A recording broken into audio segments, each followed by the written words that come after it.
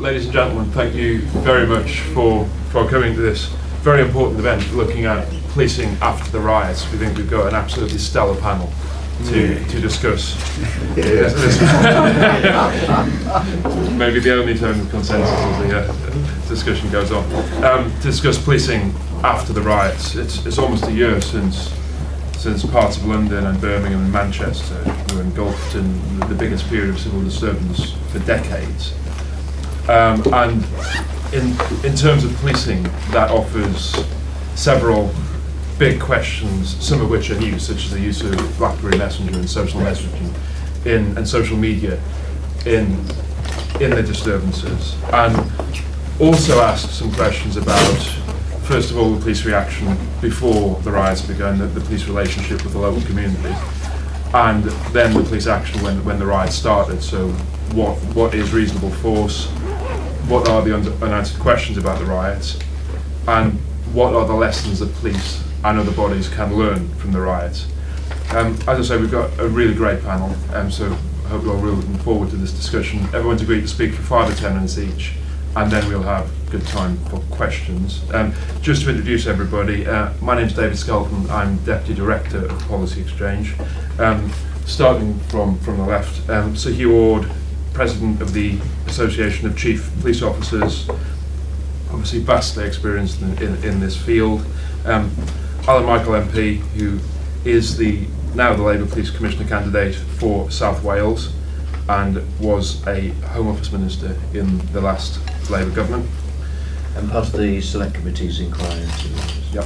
And David Lammy, the Member of Parliament for Tottenham, who's been one of the major voices looking at what happened that led up to the riots, and his book Out of the Ashes is something I'd certainly recommend about the riots. And Jonathan Foreman on my right is an academic and author, and he is about to publish a paper for Policy Exchange about the riots called Revisiting the Riots. He contributed a piece for a Policy Exchange paper called Living for the City, and his paper Towards a More Civil City for the Manhattan Institute was cited by Rudy Giuliani as the inspiration for the quality of life agenda for his second term in office. In terms of order, David's going to kick off, followed by Jonathan, then Sir Hugh, and then Alun. So David, Okay, where to start? I think in the last few weeks, very, very sadly, following the 2 deaths of police officers here in Manchester, there has been a debate about policing by consent. And I actually think that that's a really good place to start. It is to emphasise that in this country, we don't police by fear. This isn't America, where our police officers routinely carry guns. This is not France, where that also is de rigueur. And I might say that actually for minority communities particularly, the context of policing in those environments it can be very fraught and quite fearful because of that different policing model. So I want to start by saying I am really, really committed to the model that we have in this country and the importance of it, and also examining how it is working, and particularly how it's working in the most challenging parts of the country. I will never forget that Sunday morning walking down a high street that I have known all of my life, a post office where I would go with my mother and get my child benefit that is burnt to the ground, a carpet store where I bought the lino that's on my kitchen, which is burnt to the ground, walking over glass and bricks and looking at the faces of very ordinary folk who run their shops, standing there with nothing, and families that look like people in this room holding just their kids, standing in their night clothes with their homes burnt to the ground. It was the most chilling, and fearful and horrifying moment in my life. As a parliamentarian, you go, to all sorts of places. And I said to my staff as we walked down Tottenham High Road that morning that this was something like when I made a visit to Haiti following their earthquakes, and you saw buildings that were sort of half destroyed, but a sort of one family photo on the side or something. It was a very, very surreal experience.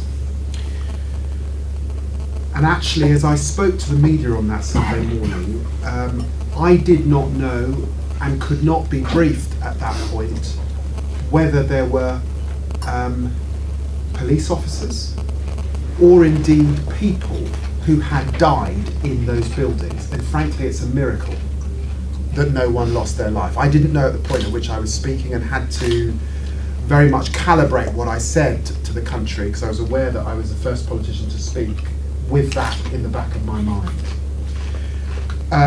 A few weeks later, when I sat in the Deputy Borough Commander's office in Tottenham Police Station, having asked to view the videotapes that officers had in their helmets on that night, I expected to see anger and hate, frankly, in the eyes of some of those individuals causing disturbance on Tottenham High Street. And what I saw was far more chilling.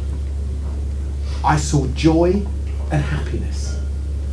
I saw a scene that felt like I was watching something on an Xbox. I saw young people bringing trolleys out and creating partitions, throwing bricks, throwing fire extinguishers, brandishing knives, looking as if they were going for guns, intimidating officers coming towards them, casually lighting bottles and throwing it into buildings to set them alight. So it is of no surprise to me that one of the things that came across from the second report that the Guardian, the LSE, did when they spoke to officers was actually the genuine fear that some of those officers felt because of what they had faced.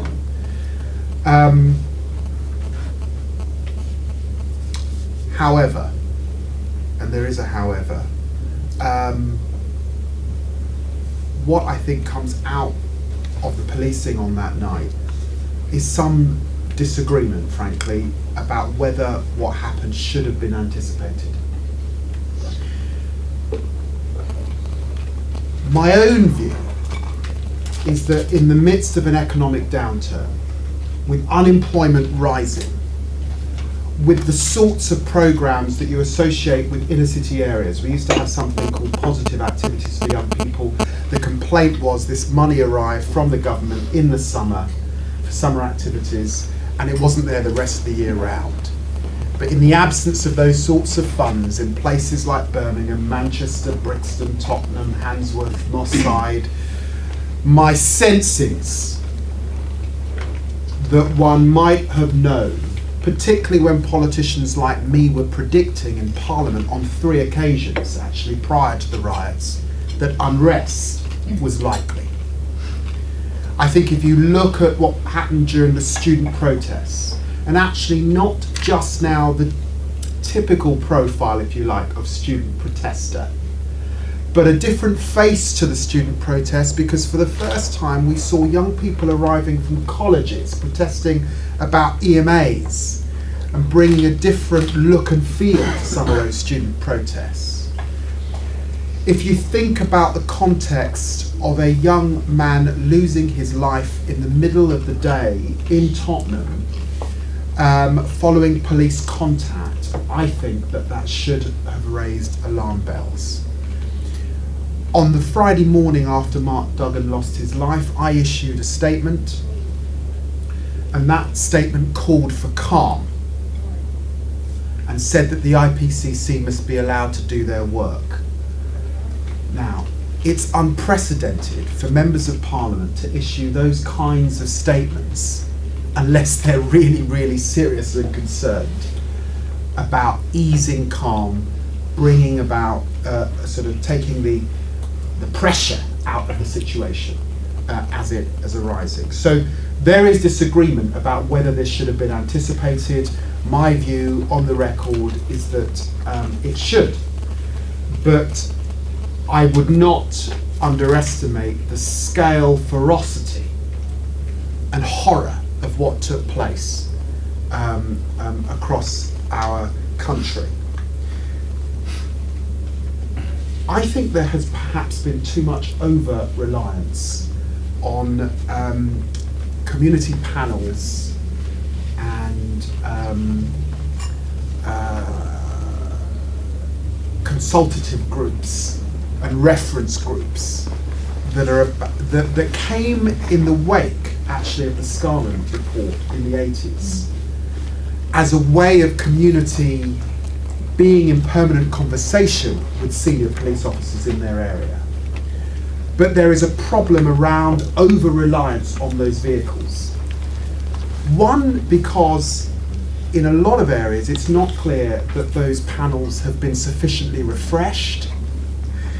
There's a big difference between being in your 50s or 60s as a community activist, a representative perhaps of the black community or the Bangladeshi community, and frankly being 18 or 19 in that community. But an even bigger point than this is, and I've got to make this point in the most forceful of ways, if we believe in the model that is policing by consent passionately, then it's axiomatic that that is easier in a more homogenous area. If you are in a Sussex town, or a Hampshire town, or a Cheshire town, the sense of citizen and police, I think, is easier to kind of get a hold of. The quintessential element of policing by consent being that we don't just leave those in uniform to do the policing has to come from the public as well. When we arrive in London, and when we arrive in a community like Tottenham and the London Borough of Haringey, Tottenham now with over 220 languages spoken, the most diverse community in Europe and probably the world, I'm afraid it gets really problematic that there are 32,000 police officers in London and only 868 of them are black. And now I'm not making a point that Bernie Grant before me might have made, which was about equality of opportunity and race per se. I'm actually making a pragmatic point about how you police in a context where you become over-reliant on a reference panel because actually your officers don't entirely reflect the community. And I've spoken to the Met Commissioner about this, and actually because of his experience in Liverpool and Merseyside, he understands this well, of course, a lot of officers are local. He understands this problem that's arising in London, where for a lot of other reasons, black or white, officers tend not to live in London. Because of the arrangements around travel, they live Hertfordshire, Surrey, Bedfordshire. There is this issue, I think, that undermines legitimacy if you believe wholeheartedly in this idea of policing by consent that I want to raise. And I think it also means that some of the decision making about what is appropriate force and what isn't, when there's this sense that you come from the outside, is very real. And also your perception of fear. Frankly, if you've grown up in Hackney or Lewisham or Tottenham or Brixton, as is the case now when you arrive and you look at the LAPD or the New York Police Department and you look at where the officers come from, your attitude to force is different. So many of my constituents, and let's remember that 99% of young people in the London Borough of Haringey stayed at home, that most of my constituents felt when a car started burning outside Tottenham Police Station, when a bus started going, and then a second bus, their attitude, and they've conveyed it to me, and I've got to convey it in this room, was this should have been cracked down on. The distance between the police station where the first violence took place and Spurs, where the violence ended, is about half a mile. Half a mile of rioting taking place. If you speak to the residents of the Carpetwright building, just up there before the Spurs, some of them remember coming out on their, looking out of their windows and their terraces at the rioting going on half a mile down the road and thinking, God, this is worrying. But they went to bed.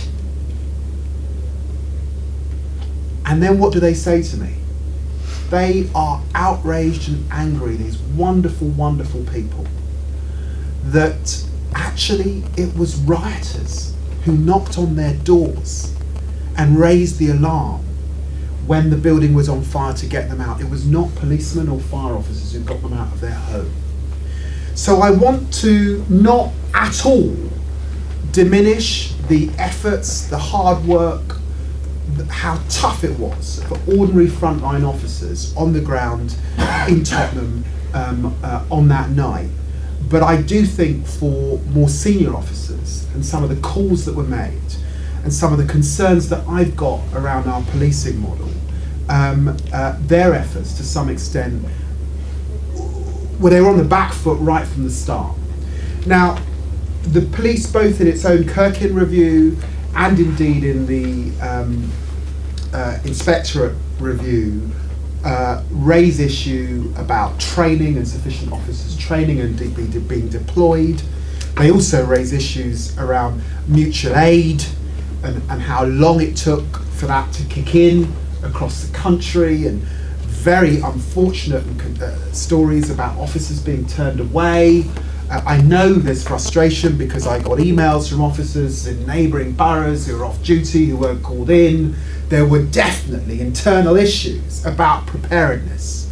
And I have to say, for my constituents, again, perplex really, that this, just before the riot, there was a Spurs game in which public order trained officers were present, and yet they're moving away after the end of the game, but as disturbances are beginning to kick off outside of a police station. So I think the internal understanding of what happened is clearly up for review. But let me just mention three other things that I think are important. I called the day after the rioting for the BlackBerry Messenger to be suspended. I was not asking the government to act to suspend the messaging service of a private company. I was asking the private company to look at what they could do to support the police in the early hours of the morning, not to suspend it for everybody during the day, but frankly to say, look, we're in a situation now where your closed network of messages that nobody else can see, but rioters can see, is causing havoc on the streets of our capital city between the hours of 11 o'clock and 4 o'clock in the morning. What can you do to help? I got a barrage of messages from civil liberties groups claiming that this was a travesty as a Labour politician. How could I possibly say this? I was breaching their rights. I have to say that BlackBerry Messenger as a means of communication is a relatively new right on the scale of civil liberties, and you'd think that public order might be a circumstance in which a private company might be able to facilitate some support to bring order back to the streets for a brief, short while.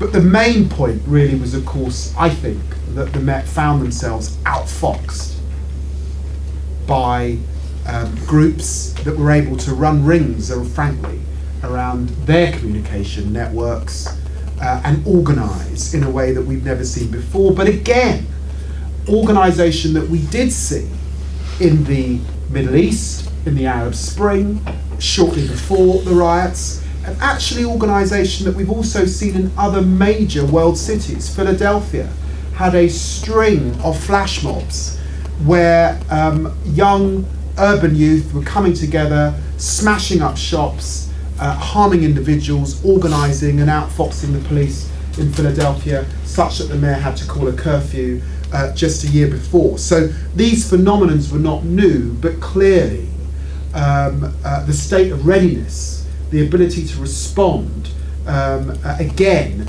has been flagged up by both Kirkin and the Inspectorate in relation to this. I think the other issue is stop and search. I can't tell you how sad I am that this old issue is still on the table. Having grown up in the late 70s and 80s. Now, I am not one who does not want to put very firmly on the table, there is a good reason why stop and search accelerated in the way that it did in the run-up to the riots. You know, we had 27 teenagers stabbed to death in London a couple of years before. Successive mayors have said we've got to crack down on this.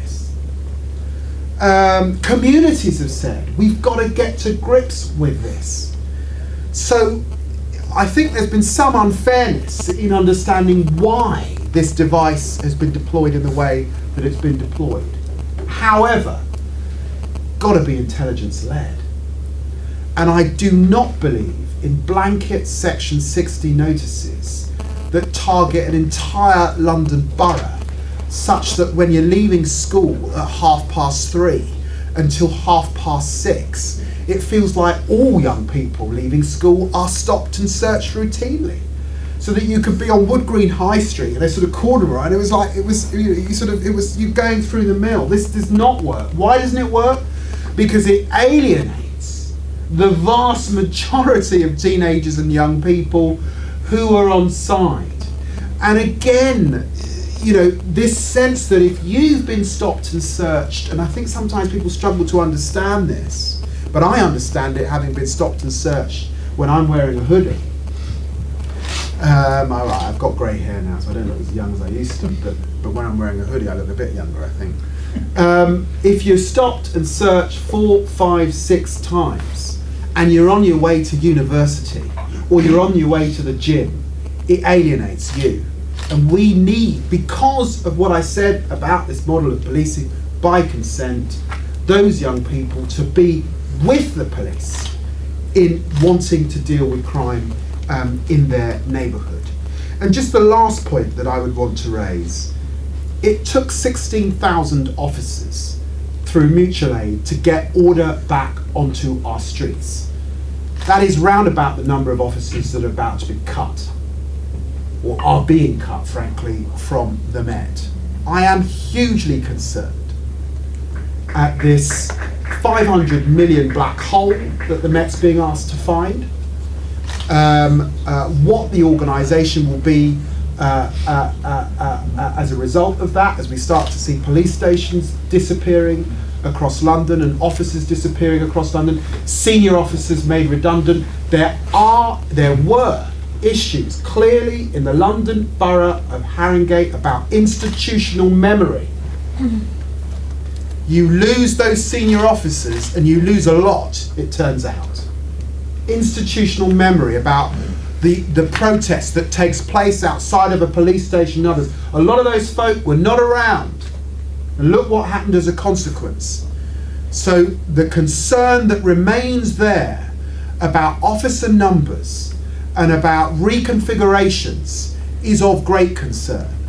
And what it took to bring order back to London, I think, should really be in the forefront of people's mind, because we are now in a second recession. We still look to see, I mean, looks like the Eurozone will be in for more problems next year. No one believes our economy is fixing anytime soon. And in these circumstances, the sorts of things that we will ask our police officers to deal with require officers, resources properly deployed. And it's very, very concerning that against this backdrop we're having some of the discussions we are around cuts, and individual MPs are being briefed about cuts in their area. Thank you. Thank you very much, David. That was fascinating, very powerful. Jonathan, if you want to... Thank you. I should say I came off a flight from Asia this morning, so please forgive me if my words and ideas get a little jumbled, which they might. Thank you for that. That was very interesting. I'm coming from a slightly different point of view, and really going to focus more on less on what happened in Tottenham and more on what happened afterwards and how it spread to other cities. And on to the fact that for 4 days, the capital city of this country, 20 boroughs were out of control. I mean, I think that many people might argue that this is probably the biggest disaster in policing, or certainly in the history of the Metropolitan Police. 4 days of the capital city of a major Western country with thousands and thousands of police on hand lost control. It's an unprecedented disaster, and it's unacceptable. It took 3 days to restore order. You have to ask, how is that possible, and why did it happen? It is an institutional failure of the highest order, but one that has not been properly investigated. There's no Leveson inquiry into what happened in London for 4 days. There's been a lot of talk, there's been some reflexive arguments about, is this a matter of economics, what does this say about our young people and the moral fibre of the country and greed and consumerism, but a lot of that kind of misses the point. When law and order is effectively suspended in any society around the world, you should absolutely expect looting to take place. And it's happened all over the world. In New York City, in the blackout, people rioted. When people it doesn't take bad people or angry people or poor people to riot and go looting. We even know in these particular riots there were quite a few privileged people involved, they took part in it, and that's true in every situation like this. As David pointed out, people weren't angry, and they weren't necessarily even taking things. It wasn't people took out. There was a woman who, when she was interviewed about, why they would take stealing. It was up here in Manchester, stealing blackberries and then smashing them on the pavement. She said, "We're not doing it for the stuff. We're doing it for the laugh." Is that because of some terrible moral crisis? No, it's not. These are young people feeling power, and that's an enormously exciting thing. You're given the impunity. I'm not sure. Who among us is completely immune to that? If you know you can do it, if you know you can get it, and nothing will happen. Who knows? After a few days, maybe we'd all start. If we were young enough anyway, and strong enough, and feeling able to go out in the streets, no one's going to stop you. And that's the message that came out. And so much of the policing that went on missed the idea of the message. We talk about policing by consent and symbolism, and what would it mean if we used water cannon or baton rounds? What would the symbolism of that be? Well, what about the symbolism of burning buildings for 4 days? A woman jumping out to save her life from a burning building, and the police down the street are standing and watching. They're hiding, they're cowering behind a wall of shields whilst shops are being smashed in and buildings are being set on fire, as if somehow property is no longer important, the rule of law is something that will be dealt with later. Don't worry, we'll catch them all on the CCTV cameras. And why are you complaining? We're going to catch them all in the end. Detections will be up, etc., etc. That's not the point. People don't want that. Policing by consent raises, it's a phrase that is very problematic, I would argue, in many ways. But one thing is, and especially in terms of whose consent, but who gave consent for the rule of law to be suspended? And that's what I would like to know. Is it who gave consent for the police to essentially decriminalise arson and burglary and assault for 3 days in London? For very small numbers of people. We're not talking about a revolution. We're talking about mobs never larger than 300, often under 100, in 20 boroughs, admittedly. But it's that people watched on their televisions, and this is where we have to talk about social media and all the rest of it. It played a role, but only a catalytic one. And the role it played was they saw that two things happened. The general public, the law-abiding public, the vast majority of people with shops and homes, turned on their televisions and saw in broad daylight as well as at night, hooded youths, and they weren't really hooded youths, coming up, laughing, smashing shops, setting things on fire, and nothing happening. And they were demoralised, and they felt betrayed, and they were right to feel betrayed because they were betrayed. Talk about policing by consent and serving the public. This is what the police are supposed to do. It's the fundamental job of the police, is to maintain order, to keep the Queen's peace, or whatever you want to call it. Nothing else is important to that. No detection rates, no crime statistics. This is it. It's the rule of the state. Without that, we can all just go out and do whatever the hell we want. If we're big enough and strong enough, we take whatever we want. You're in a Hobbesian nightmare if you don't have the rule of law. And at the same time, thousands of young people, some of them, hardened criminals and gangs, not all of them, they turn on and they think, and they see the stuff and nothing happens, and it keeps on being shown. It's an invitation. And interview after interview, they say, we were showing the police, we were showing that we ruled the streets. A small number of, relatively tough kids can rule the streets. That is a fundamental problem with policing. Now, yes, there are these systemic problems that people have talked about. There are problems of doctrine. There are problems of tactics. There are problems of equipment. I mean, there are bizarre things that have come out in the HMIC report, and some things that haven't, like the fact that the only firearms trained police are allowed to carry more than one pair of handcuffs, no zip ties. So you can't arrest people, so you can't because you're not even carrying the right handcuffs. There's the fact that the police don't have mysteriously no capacity to project force over a distance. So when they feel outnumbered, or when there's nothing they can do to protect themselves. When you had that video from Woolwich of a line of police being chased down the street by a gang of 30 youths, it was seen by millions of people. Now, there's nothing wrong with those officers, it's not that they lacked courage. There were instances of amazing bravery by the parts of frontline police officers. And Ferguson's charge in Sutton will go down among some of the greatest actions in British policing. Absolutely. But it was an extraordinary thing. Ferguson, the borough commander in Sutton, very early on in the riots, youths are assembled in the high street, they're smashing windows. His force, most of them weren't PhD trained, they didn't have riot training, they were ordinary cops, they weren't wearing protective gear. They didn't have anything except their ordinary helmets and their batons. And he led them, and they just marched steadily towards all the looters, and the looters broke and ran. And that was on YouTube as well. They ran away. They saw the determination, they ran away. In Woolwich, the opposite thing happened. A police line broke, and the next day things were even worse in London. It's not surprising, it's not rocket science, that aspect of it. But you have to ask yourself, when you talk about this, this thing that happened, this incredibly demoralising thing where we lose control of the streets, to what extent is it a matter of just tactics and strategying and getting it wrong, and a matter of equipment and all that, and these very, very legitimate things, and to what extent does it reflect a more fundamental problem with the way policing is done in London? To what extent is it come from the fact that we have, over the last 20 years, adopted an essentially reactive model of policing, the kind that was abandoned almost entirely in the United States, of minimal presence. The fact what happened wasn't entirely unprecedented. The police lost control in very dangerous ways in London 3 times during the year before.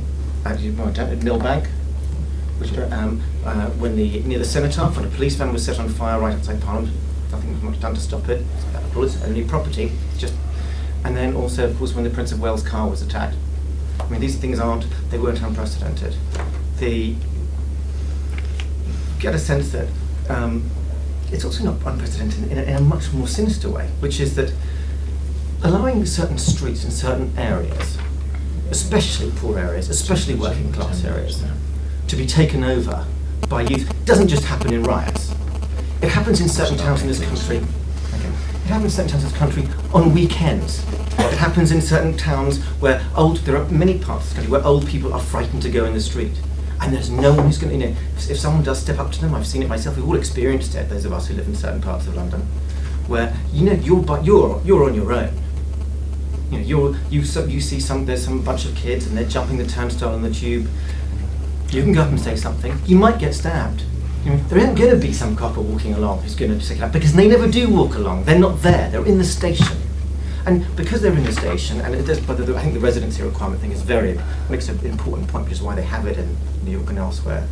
Because the police, when they did come out, and when things finally were brought to centre, it was very obvious when they put the force back on the streets. And even during the riots, they often didn't know where they were. They didn't know where they were because they. Okay, I'll just finish on saying that we do need it because they're not out on the streets. They weren't present. They weren't used to confronting what the public have confronted, the things the public have borne the brunt of. Anyway, I'll stop there. Thank you very much. Joe just got an eye on the clock as well. So Hugh? Oh, crikey. I feel better now.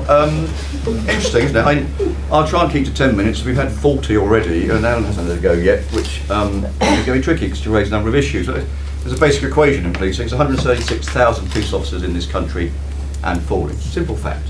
Most of them frontline officers represented by Paul, who's in the audience federation. There are 65 million and rising citizens in this country. So if we can start with a statement of blindingly obvious, if the vast majority weren't law-abiding, they are not knife-carrying murderers that hang on every single street corner in London, where I had the privilege of policing for 26 years, we are in trouble. And even during the riots, the only reason we were able to mobilise the resources we had was because the vast majority of Londoners and other citizens across the country were entirely law-abiding, concerned, of course, did not engage with this criminal consumerism, which was basically a function of theft and property, whatever anyone else says. It certainly wasn't, apart from in some particular places, a police riot like the ones I sadly had to deal with in the 80s, and it certainly wasn't sectarian like I have some small experience of dealing with in Northern Ireland. And David, I have to correct you for having a very serious disorder, far more serious in terms of threats to national security than we saw on the streets of London in 2005 in Northern Ireland, where I did almost lose control and had to deploy over 1,000 soldiers to support police for 3 days of rioting. We fired live fire, we returned live fire, we came under live fire. Over 100 officers injured, 5 of whom never returned to work. So I do know a bit about riots. This was not in that league. To have overreacted to the riots in London would have damaged the policing model in this country for decades to come. I have lived with that in Northern Ireland, where excessive use of force in the past by military or police officers is generational. And one thing about the bond between the police and the public is it's still quite a strong one. It's not my figure, 79% of the public still have trust in their local police force. I don't think politicians can say the same. So there are some things we need to build on. Tactics, absolutely right that we're held and challenged for our tactics. My role in these serious disorders, I'm not operational anymore, rather irritatingly, but my role is to advise government. Water cannon and baton rounds did come up in Cobra. I've used both. I've used water cannon continuously for 5 hours in riots in Northern Ireland. They buy you space. They are completely useless in places like Croydon, where crowds are moving quickly around the place. They have no value, they are huge, they're cumbersome, and you need at least 3 of them, and we don't have any, by the way. So you have this sort of bizarre demand for more force. YouGov polls wanted us to open fire. If you seriously think this was an Article 2 situation where if we had opened fire and killed people and not one person died at the hands of police officers or the forces of law and order during disorder, you can't say that for states in any of the major disorders, be it MacArthur Park downwards. They use extreme force, we use minimum use of force. That's the law. I'm sorry if it's irritating, it's the law. If you want to change it, change it. The law is minimum use of force or you're held to account. So in terms of tactics, I know a bit about tactics. Baton rounds would have equally failed to work unless they wanted to shoot people in the back. There's a long legacy of inappropriate use of baton rounds in Northern Ireland, and we know when they're deployable and when they're not. So let's get some sort of facts on the table. They were difficult. The other fact, we have a devolved policing model. This government has flatly refused to even review the devolved policing model. The last government flatly refused to review the devolved policing model. We have 44 forces. We deal with 21st century threats, the model of policing designed in the 60s. I've raised this continually with both Home Secretaries, Alan Johnson, called it my broken record speech, and flatly refused to deal with it. I don't blame him, I respect his view. The Home Secretary won't entertain it either. So in terms of mobilising across a devolved system where you have forces of 1,000 officers and forces of 32,000 officers, it's sort of complicated. That's my role. We did it as quickly as we could, and we moved officers around the country as quickly as we could. But it takes time to build. You can change that. David Lammy raised quite eloquently the fact that we don't, I agree with him, want a system of a gendarmerie. We don't want the CRS. I don't know where these standing armies of officers waiting to do something are going to come from, because we don't need them 99.9% of the time. If you want that sort of model, you can have one, but it'll be extremely expensive, and it'll take what precious few officers there are on the streets off the streets to sit around doing public order training. So there's a balance to be struck, I guess, is the point I'm making. And I'm absolutely happy to have that debate. A couple of other points, I'm conscious of the time, you might want to get 1 or 2 questions in, so I don't intend to lecture you. There are some basic standing facts around this country. Crime is at an all-time low. Crime's gone down year on year. That's fact, not our facts, it has to be facts. Competence is up 69%. So I do think there is some things in this rather precious policing model that most of the Americans come to see and aspire to deliver that we should hang on to. And just because we have very desperate and very difficult issues where without question, and the Commissioner has said this quite frankly, they should have responded more quickly, we shouldn't knee-jerk into a place where you create a system of law enforcement which no one, in my judgment, my humble judgment, after 36 years in this game, actually wants. So I think we have to get that balance right if we are to maintain the policing model we have with the resources we have. And the next CSR is yet to be announced, but I don't anticipate any good news for policing within that. So we're going to have to become even more efficient and effective. 21st century threats generally require police services to operate collectively. With 44 it is difficult. I'm a firm believer that we can drive more efficiency out and maintain frontline services by actually reviewing that model, and that's a political decision, it's not for us, but we will continue to make that point because I do think there are some constraints. You're being political. No, yeah, exactly. Yeah, it's a fine line we walk, as you well know. But I think it's right that we speak truth under power. We give our professional judgment of what we think will make us more efficient when dealing with things like public order, organised crime, terrorism, and such like, and so forth. And I do think that's part of this. Just on the social media very briefly, I disagree with David. I think suspending it would have actually denied us from what in some of the fast time returns we were getting. But again, how much it actually played, it certainly was a way of mobilising small groups of people who could run around the country. And unsurprisingly, when you get a critical mass of citizens who outnumber cops and they choose to break all social norms of behaviour, it is hard to maintain control in the short term. I do think, however, without question, the relentless pursuit of people post-event was an important and critical element, so it shouldn't be dismissed so cynically, because one of the big problems I had in Northern Ireland, our artists were very good in Northern Ireland. They knew how to riot. They'd done it for decades. They knew how to cover up. They knew how to avoid capture. This lot weren't that good. That's why actually we were quite successful at arresting hundreds of thousands of them. And I think one of the things that worked really well was the seamless response through Cobra of the criminal justice system. Relentless pursuit post-event sent a very clear message, and it's out there now. If people have not yet been caught, the inquiry is still going on and their doors are still going in, and we're saying we're in charge now, come and explain this to your judge and your magistrates. And the judges are taking a pretty dim view of it, and I do think sanction has a real important role in trying to prevent this happening again. Will it happen again? Well, we go back, we have a history of rioting in this country. We shouldn't be so surprised by it. Gordon riots predate Peel. There have been over decades and centuries, yes, periods of disorder, sadly, in this country. Our job is to try and get them under control as quickly as we can without overreacting to a place where you lose the British model of policing, which I have to think is quite important. It's not just because I've been involved in it for so long. It's the one that is respected and revered the world over, because it is around citizens in uniform and being held to account by whichever method of accountability the current government, Governor Day feels is appropriate and important. It is based on minimum use of force. I commanded the only armed service in the country.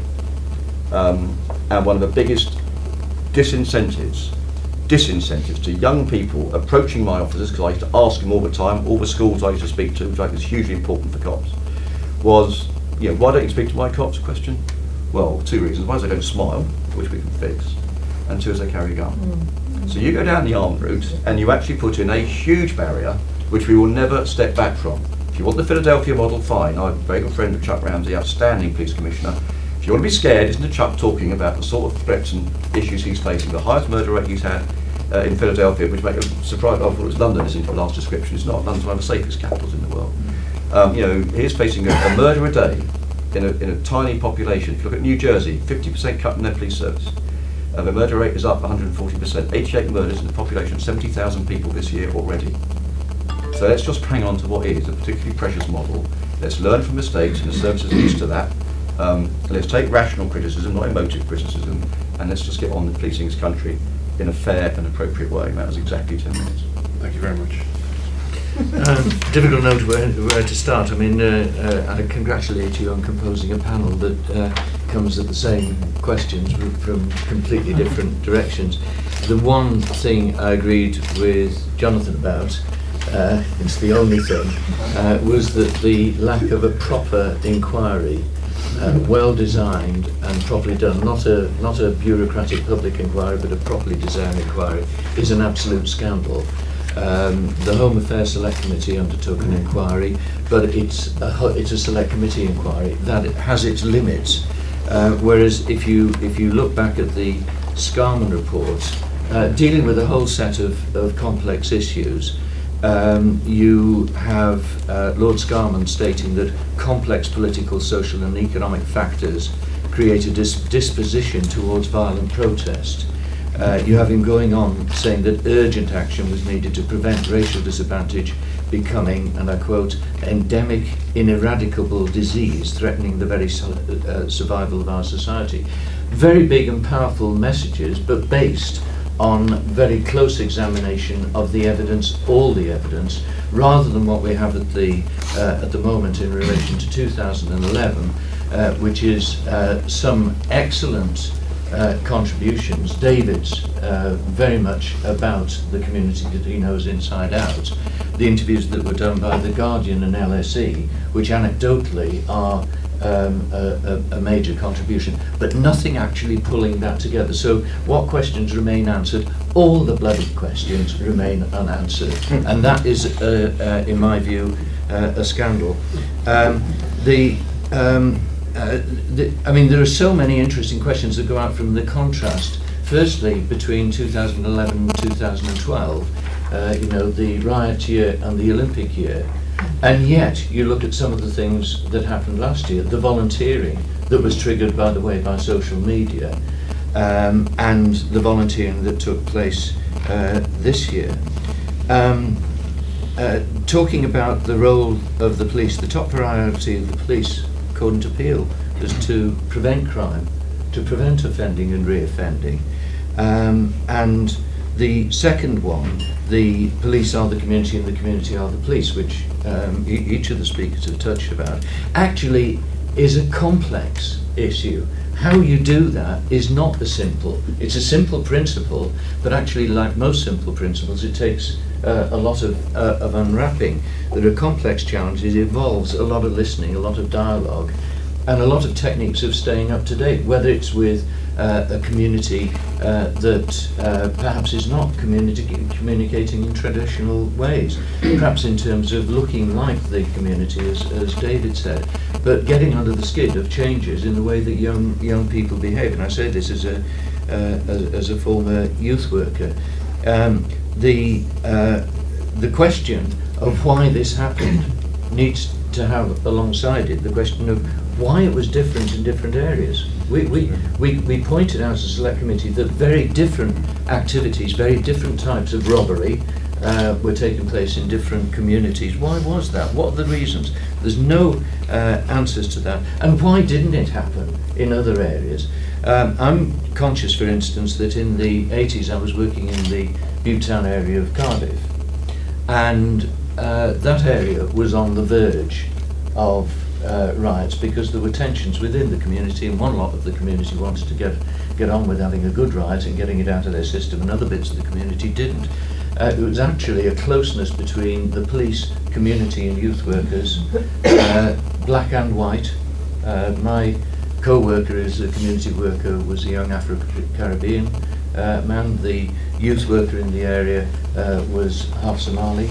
There were things that are almost intangible, which made the difference between things happening there and not happening there and happening elsewhere. But I don't know the answers, and nobody, I think, is in a position to know the answers because we haven't had that sort of carefully designed inquiry. And if you look at inquiries that have been well designed, Scarman is one, McPherson was another, where the inquiry has been designed to fit the challenge and the questions that need to be answered. It is a major mistake by government not to have gone along with it. On the select committee, we visited a couple of prisons. In one case, we were talking to a bunch of some 9 young men out of the 9, 7 of them were in work. You know, this was not a protest against their circumstances. Now, I can only talk about that group and the other groups that we met, but it didn't fit with the triggers for engagement and activities on some occasions in the past, and therefore I think we're really in danger if we make some of the generalisations, if you don't mind me saying so, Jonathan, that have been made. Just one or two quick issues. The resilience in the police has got to be an issue that we've got to look at. I made the point at an earlier round table about policing that we'd spoken about virtually everything to do with policing other than resilience. I don't, incidentally, think that nationalising the police force, I mean, you're very old Labour in this, is the answer. Because well, no, I don't agree with that either, because that creates regions where the Chief Constable cannot have a sense of what's going on in the whole of the area. The South Wales Police is plenty big enough, thank you very much. I don't want an all Wales police force. I think they're making a big mistake, and it'll politicise the police in Scotland. It's a very big mistake. But whereas I do agree that there is a need for coordination, which we've got between the 4 Welsh forces, and there is a need for the issue of resilience to be examined very, very carefully. On the issue of the use of social media, I've chaired the parliamentary group that deals with IT and internet issues for some time. We asked the Chief Constable of Manchester, did you consider requiring the suspension of social media? His answer, yes, I did, for about 2.5 seconds, and I realised it would be an absolutely stupid thing to do. What they did in Manchester, though, was to use the social networks themselves by intervening to say, when people said, right, the next bunch of shops to be broken into are at so-and-so, was to be tweeting and communicating back saying, that's fine, we'll be there too.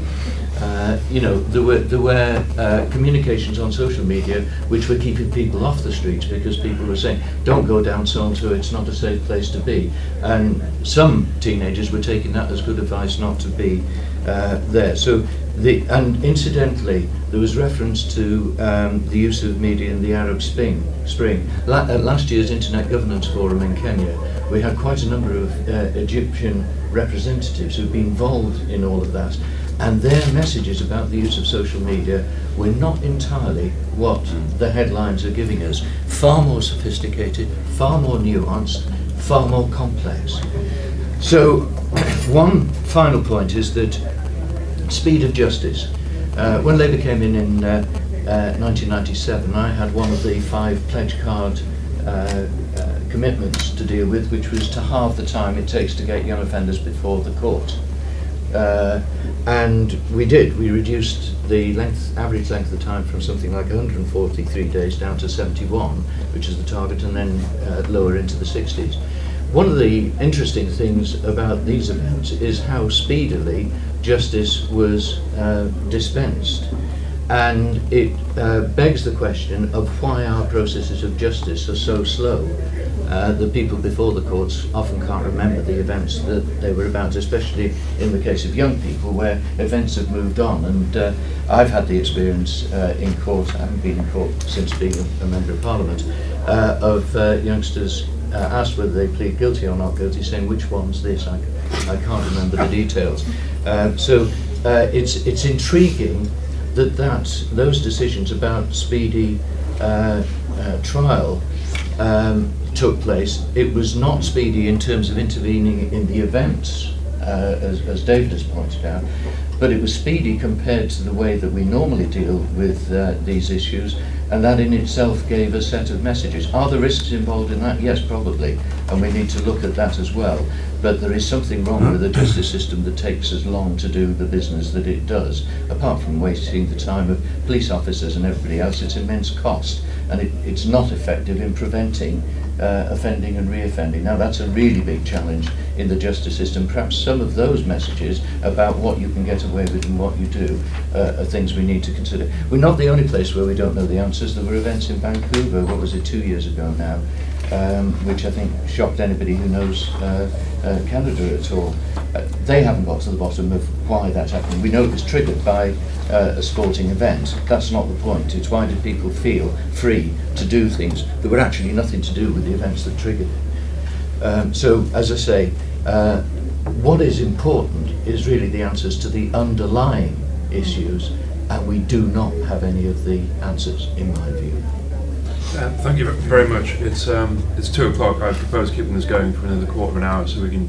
What I'll do is take kind of 4 questions and we can go along the Let's panel. go this far then. Gentleman there, gentleman stood up, gentleman here, lady there. If we go in that order to start. Yes, just two points arising out of the 1981 riots and their comparisons to these riots.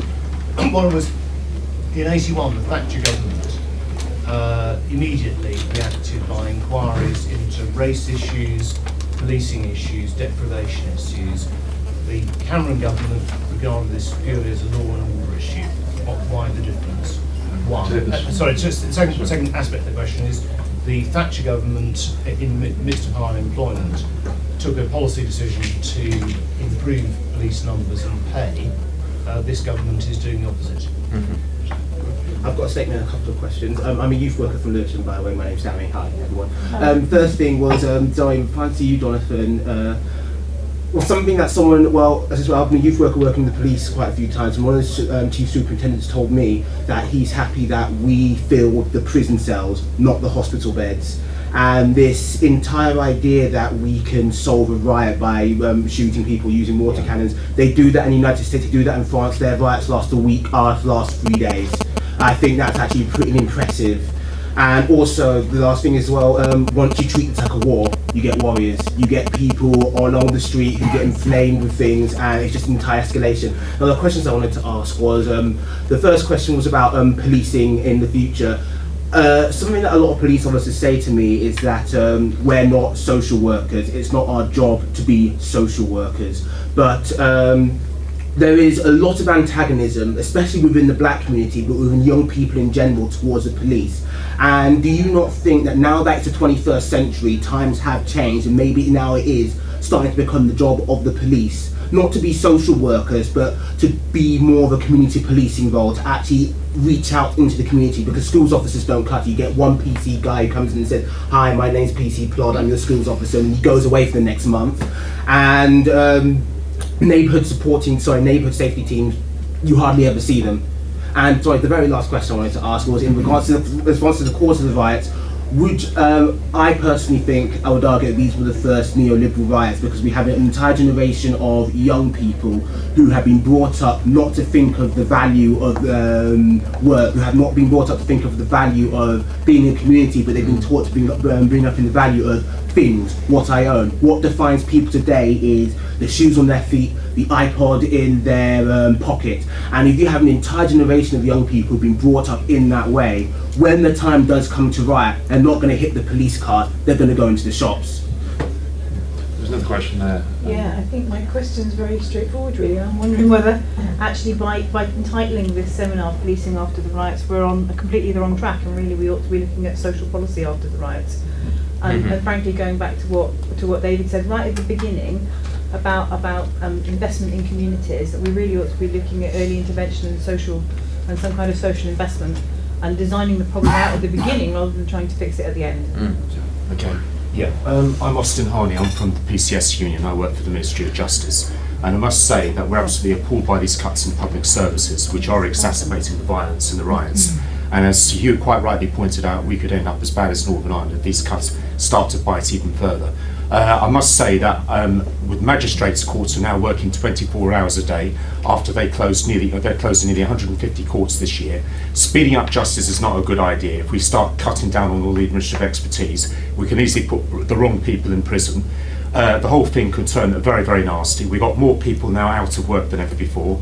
Unemployment is rising, job centres closing left, right and centre, youth are being closed by councils, this so-called austerity, and we've got so many young people on the streets who don't have any form of proper identity, no proper value whatsoever, hardly any form of living, any future, is actually what's motivating these riots. And these riots could turn up far more dangerous, more sophisticated, as Hugh has warned about Northern Ireland. And in actual fact, we need to do something. We must stop these cuts altogether. We call on the Labour opposition to challenge all these cuts that are made by this condemned coalition. In actual fact, these cuts are not necessary. £123 billion of tax not paid each year by big businesses. Is there a question? It is a question, and what will you do to stop it? And I just want to say quite clearly, that would save the economy. That would stop it. That would solve the country's deficit. And in actual fact, it's about time the police were given powers legislated to arrest all these tax avoiders and dodgers. Not just going around arresting sort of just going on the streets. Okay. There was one more quick question. Mine's a bit of a statement as well as a question. Jonathan, you said that police were running away and we're not reacting, and that we do not protect property. What I put it to you, what is more important to protect, life or limb or property? In situations where police were running away, as a police officer, I can tell you, where possible, we will try and save property as well as lives. But do you expect someone to risk their safety to go into a building? The reason there were no police deaths and the reason there were no civilian deaths is because police made a risk assessment and did not go in and fight fires in a red mist and wind up dying. So I greatly resent the fact that you said police officers stood there and did nothing. Big cut bus. There's one final question to Travis goes hand over a while. Lawrence Grant, More Communities. I used to work as a Home Office trainer after the Oldham riots, the first set of Oldham riots. Unless somebody can tell me about some Victorian ones. But in 2001, it's a more substantive question about Labour policy, potential Labour policy. The Section 17 statutory obligations of key agencies within the 1998 Crime and Disorder Act has been kind of abandoned by everybody right across the political spectrum. And there's legal ramifications for that, there's sociological, economic ramifications for that, and nobody seems to be doing it. I think now, if anything, on a pragmatic level, my question is, what are David Lammy and his colleagues and potential, and we're completely independent now, may I say that, but a potential new government offering itself to look at crime and disorder post-riots in a new way from the coalition? What are you going to do about returning to the legislation that you brought in, which was pretty effective, to be honest, and say, actually, this is legislation that's been abandoned by Labour, abandoned by the coalition, abandoned by everybody else. Nobody seems to be working on a strategic level in partnership anymore at a local level, and we work with communities and they are crying out for help, and they're starting to do it themselves. There's no capacity there to do it. What are you going to do about that? In terms of answering those questions, should we start with Sir Hugh and work down the panel and maybe add a final statement in there?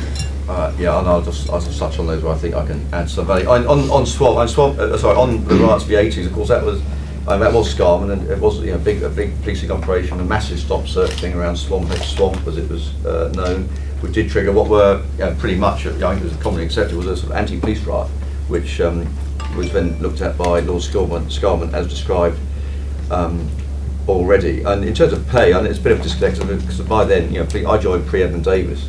Edmund Davis was a Labour Party initiative introduced by Conservatives, so it wasn't necessarily a response to Scarman. The police pay was already going up, as were police numbers. But the harsh reality is there is no money now. So the notion we're going to get more cops is simply not. We have to deal with reality, I think. The next CSR, most chief constables or most chief officers are already are planning on assumptions, which is another cut in the police budget. I guess that's being realistic, and we need to plan for that, which is why I do think a look at the structure is so important. But we are where we are. On the filling prisons not hospitals, that's a quote from the acting commissioner at the time, Tim Godwin. I think it was hugely powerful. And it wasn't around the lack of willingness of officers to go forward, and I think it's hugely dangerous to generalise around officers standing around doing nothing. Officers put themselves at huge risk and in huge danger to protect citizens, and do to this day, sometimes in predictable and sometimes in unpredictable events. As I was at the service yesterday, we had Ian Dybals off duty, faced a violent gunman, knowing he was a violent gunman, and then we had Nicola and Fiona going forward to an ordinary event where they still lost their lives. It shows that policing is a risk business, so we need to get this in perspective, I guess. Police don't run away unless they absolutely have to. In Northern Ireland, we were very good at retreating, actually. It was a very good tactic on occasion, because we were capitalists, take the cops out, we didn't have a problem, but it depends on where you are. On the longer term stuff, really, are we social workers? Well, no, we continue being told we're crime fighters, no more and no less. I'm not sure what that means. I think we have to be very careful that it doesn't mean simply enforcement. The long-term solutions to crime fighting are long-term solutions. They are around engagement, they are about working in partnership, critical. In a new world of cuts, partnership becomes more important, working in social services, welfare, education, hospitals, to try and deal with it in a holistic way. So it doesn't oversimplify policing. It deals with huge and complex problems. And you touched on schools, and one thing as a chief, the last place I'll take cops out of is schools. the last place, not the first place. But you see short-term solutions. Some colleagues are withdrawing them. So I think we need to move on some of that. I think I'll probably. Oh, just a correction. I'm not the Northern Ireland. I was not saying this will happen over here. Northern Ireland's a different set of challenges. I didn't say that. Northern Ireland is based. What it does show is that and sadly there is some learning around tactics, but much of the learning is don't do it unless you have crowds that so hate each other that you have to buy distance, or they really hate the cops. And in our situation, or they hated each other, we got in the middle, they hated us. We had to buy distance. These weapons buy distance. In what we're seeing here, although it was a unique set of circular riots, it was a unique set of riots. We've not seen anything like this before in the country. I think we have to be very careful how we learn from those situations and not be over-alarmist. Firstly, why the difference to what happened in the 80s with the establishment of the Skelton report? Very simply, the government didn't want the truth. They were afraid of the truth. They were afraid of what might come out of a properly designed investigation. And frankly, any government which has to deal with the set of circumstances of last year should have wanted the truth above all else. And I'm sorry, this isn't a sort of straightforward Conservative Labour thing. It's the individuals, particularly number 10, didn't want to go searching for the truth. That's the difference. Improving police numbers and pay after the events in the 80s. Well, yeah, we have a contrast that the cuts are going too far and too fast. And I think David was absolutely right when he referred to the biggest danger as the loss of institutional memory. That is a problem when you've got police officers being told they can't stay on if they've had their full whack and they're up to the pension level. We're losing some excellent people, and I keep meeting them in the street. What are you doing now? Where are you? Oh, I've left. That institutional memory loss is going to be a problem. Thirdly, just a little question of where you put resources, and it's not about what cops are, because I certainly agree, police are not social workers, but at the same time, unless policing is done with the consciousness of the communities being policed, you run into problems. I visited Baltimore when they were trying to recover parts of the city that they'd lost control of, and Bill Clinton, his administration, put extra money into having extra cops. What the Baltimore police did, and it seemed to be a very old-fashioned chief of police, but very, very sensible thing. He put the extra money into employing new young officers who were put immediately into working as youth workers on the recreation areas that they need to recover, on the grounds that if anything went wrong, it would be a cop who was who the police were going to help, and support would be quicker. But actually, they were then doing an area by area recovery of control. Well, let's hope we never quite get to that stage. But it was very interesting where the priority was put. Speeding up justice is dangerous, you said. That's not true. It depends how you do it. Justice delayed is justice denied. Therefore, justice should take only as long as it takes to deliver effective justice. That doesn't mean rushing things, but it doesn't mean the inordinate delays that there are in our justice system. We reduced in youth offending from, as I mentioned, from 140 plus days down to 60s. The outcome of that actually, along with the creation in the Crime and Disorder Act, which was my bill, referred to at the back there, and the creation of the Youth Justice Board, has led to a reduction in reoffending, and that's my point. If justice is delivered efficiently and effectively, but there's an awful lot of delay in the system. There's an awful lot of the system that is just for the convenience of the judges, it has to be said. I was the first minister ever to be on a jury, and it fueled my disbelief in some of the aspects of the way that the courts are run. On the Crime and Disorder Act that was mentioned there, if anybody from South Wales is here, vote for me to be Police and Crime Commissioner, because the one thing I think that the commissioners can add value, I didn't think it was a good idea, but as it's going to happen, we've got to take a grip on it. And the one thing that commissioners can do, as well as doing the formalities of the budget and holding the police to account and all those sorts of stuff, is to go back to that legislation, rebuild the partnership, make sure that the crime and disorder reduction partnership aren't lost in the single comprehensive, or what's the name Spending of review. Spending. No. The strategic partnership within local authorities is getting lost there. People who are doing the crime reduction work are no longer there in some local They're authorities. telling lies about it. A lot of local councils Yes, I've been in touch with I agree with have you. got web pages, and then when you call up, assistant head of leisure services says, "Oh, I take calls on that." Yeah. They just don't exist. No, people who are doing the analysis have gone in many local authorities. So there's a real challenge there, but I think Labour police and crime commissioners will make a positive difference. I'll let the point that was made very powerfully about officers on the ground and what they were doing was a point well made. But I do feel the need to say that there was a perception, I think, amongst communities that officers weren't there for them, and we sort of ignore that very powerful message that was right across the country on the days after the riots. Where were the police? That was what people said. We ignore that at our peril.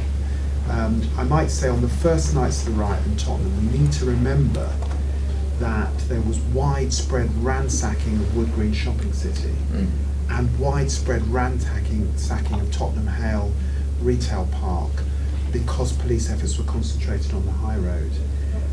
With not one police officer in sight in any of those two venues.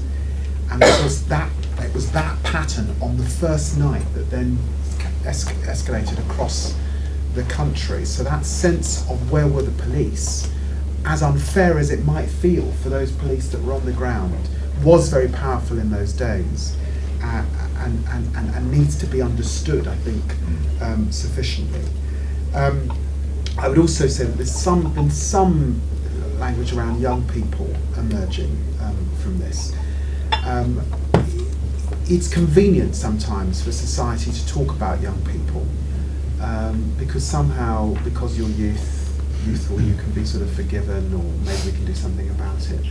But the truth, the hard truth of these riots is that there were adults, many of them, and whole families that chose to go out and loot, particularly. The social issues behind this riot are immense, and I think the points that have been raised about the kind of culture that we're living in are very, very true, and it's perhaps for that reason that we didn't see a Scarman this time round, because we're living in an age where the political class are struggling to face up to some of these deep cultural issues. I raised in my book issues about the amount of those who were convicted who have no father figure in their lives, the amount of recidivists that were in that number, and indeed, frankly, the amount of adults that were in that number. The chap that burnt down that wonderful institution in Croydon was almost 40. I mean, so we've got some serious issues that come behind this, and I think Alun's exactly right about the fact that we've had no inquiry may well mean that we face some of these issues again in our country. And I mean, none of us want to see it again, but I think for all her faults, and obviously Margaret Thatcher for me had many faults, I think she was pretty politically astute to not cut funding to the police service in the depths of the recessions that she was dealing with. I think that is folly, and I think most people would recognise it as surprising and odd, and the depth of which this government is pursuing cuts to policing is out of kilter with all the scenario planning that you expect to do in the depths of a double-dip recession. Okay. I don't want anyone to think I was actually accusing the police of lack of courage. I do think the police were very badly led.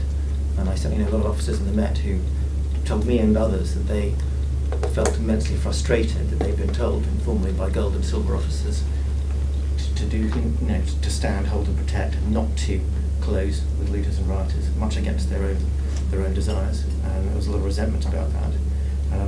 That said, and this goes to what we talk about policing by consent, you can understand why some people might note that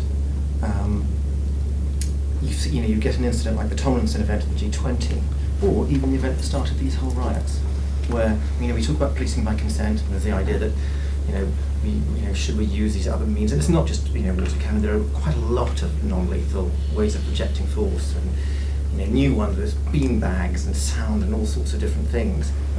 But the riot, we shouldn't forget, in terms of policing by consent, these riots started because an unarmed man was shot.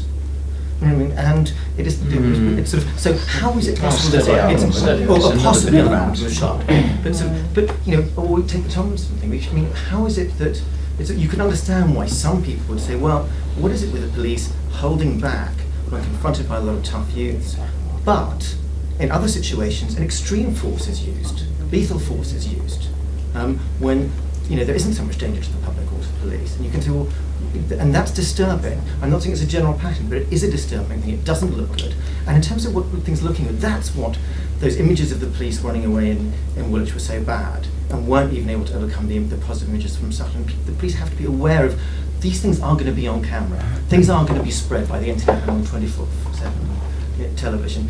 They have to be aware that even if things are going according to doctrine, or it's going to be okay in the end, the images that are going to be shown can change the reality on the ground. It can spread things around the country.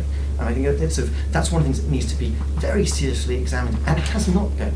I really don't think, contrary to what Hugh said, with all due respect, that these riots were any reason for self-congratulation on the part of the Metropolitan Police. And you said, isn't it great that the cells weren't filled and all that, and that no one was killed? There were people killed. 5 people were killed, and they were all civilians. Everyone who was badly hurt in those riots, they weren't the looters, and it was not really the police either. It was ordinary civilians. And towards the end, we talk about policing by consent. Look what was happening on that third day. Vigilantism was beginning to appear in London. That's when you know that the public is very disturbed, and that's a manifestation of what David was saying. It was the Sikhs in Southall, it was Turks and Kurds in North London, it was Bangladeshis appearing in the streets of East London saying, it's 3 days, we're going to start, if they're not going to come, we'll have to do it ourselves. That's not what we want by civilian police. We want the police to do it. The police who are who are trained and paid to take certain risks, not paid enough to take those risks, just as nurses aren't paid enough, just as soldiers aren't paid enough. But we want them to do the job. And there's an argument they didn't, and it's something we need to look forward to, and the police should be looking into themselves.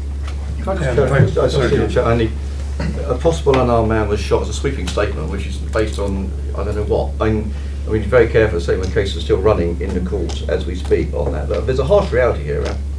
We ask cops to deal with some extremely dangerous people.